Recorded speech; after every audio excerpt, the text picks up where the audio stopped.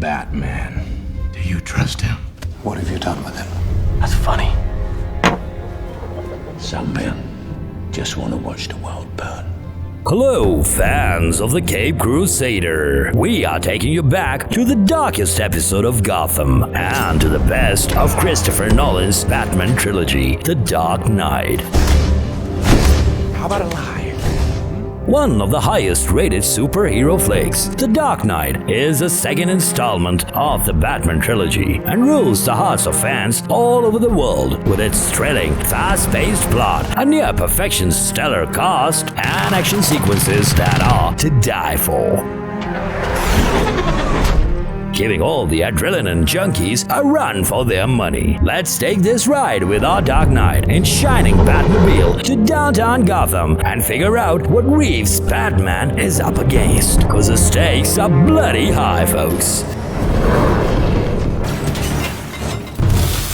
The opening scene of the film gave Hollywood its greatest supervillain till date when Heath Ledger made his on-screen debut as the Joker, the clown prince of crime, reprising the role that was first owned by the great Jack Nicholson. I'm glad you did. Cillian Murphy's character, Scarecrow, also makes a guest appearance when Batman, played by our resident American psycho, Christian Bale, crashes his body in the classic Batmobile and takes him and his Goonies down.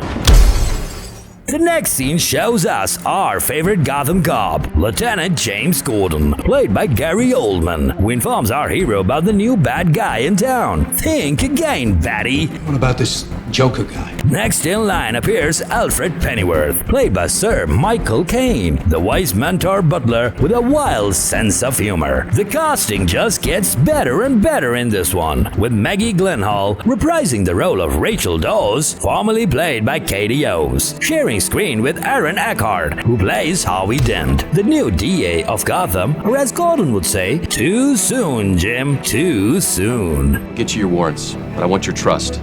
Last but not the least, in this brilliant cast intro is Morgan Freeman, playing Lucius Fox, Batman's handyman and the CEO of Wayne Enterprise. Want to be able to turn your head. Nolan makes the Dark and White Knight face off to make the film's statement more pronounced. The meeting between Harvey and Bruce sets the stage for future showdown, and we are told that there is no fine line between hero and villain. Not so wide after all. You either die a hero, or you live long enough to see yourself become the villain. As Dent and Gordon join forces to deal with the mobsters of Gotham, Joker reaches out to the drug lords with a worthy proposal. I know why you're afraid to go out at night. The Batman. Ledger has outdone himself as the Joker, pulling out the performance of a lifetime in the span of 2 hours and 32 minutes. From the maniacal laugh, the crazy makeover, and the grumpy walk, to the twisted sense of humor, the silent mutterings, and the psychotic breaks, I'm gonna make this pencil disappear. Ledger has surpassed cinematic perfection, owning the character to the extent that is hard to achieve and impossible to forget. The cinematography of the film is peak Nolan, and it includes marvelous skyscraper sequences, especially those of Batman's exploits in Hong Kong. Gordon, Dent, and Batman successfully pull off the mission to clean the streets of Gotham by putting the mafia behind bars. You don't have any say in the matter, Commissioner Gordon.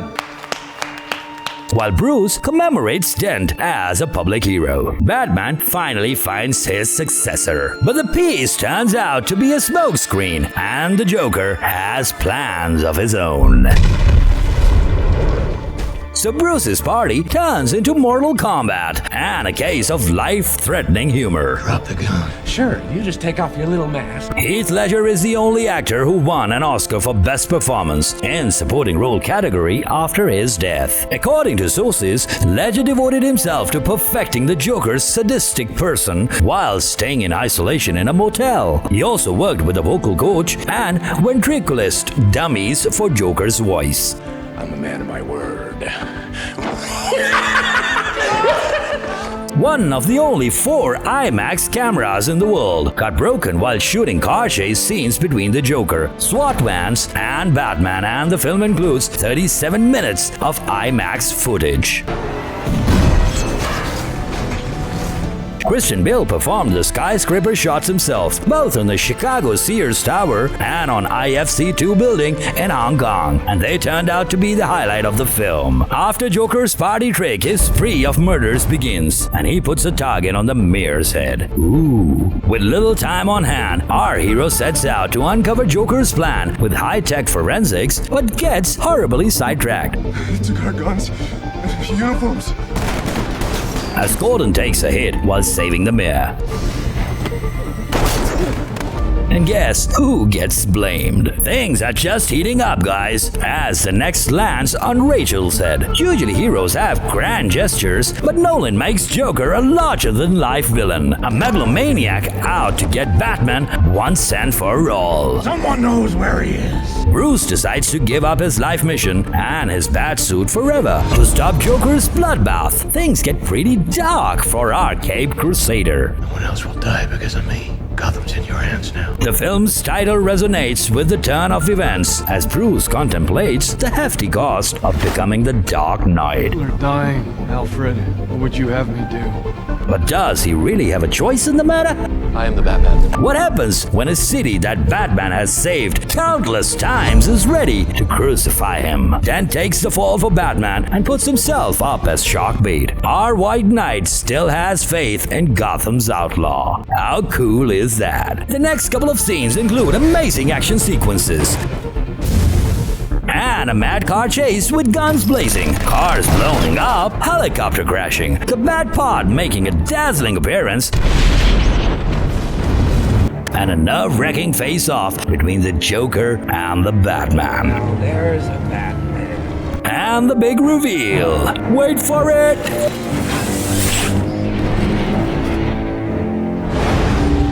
Which is bloody genius, and they managed to get the psycho freak locked up. Ooh, yeah.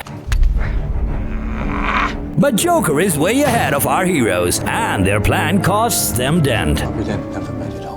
The next scene is one of the best scenes of this film, and again demands exceptional praise for Ledger's performance. Never start with the head. The victim gets all fuzzy. As we get to acknowledge the depravity and motivations behind his terrorist psychology. See, I'm not a monster.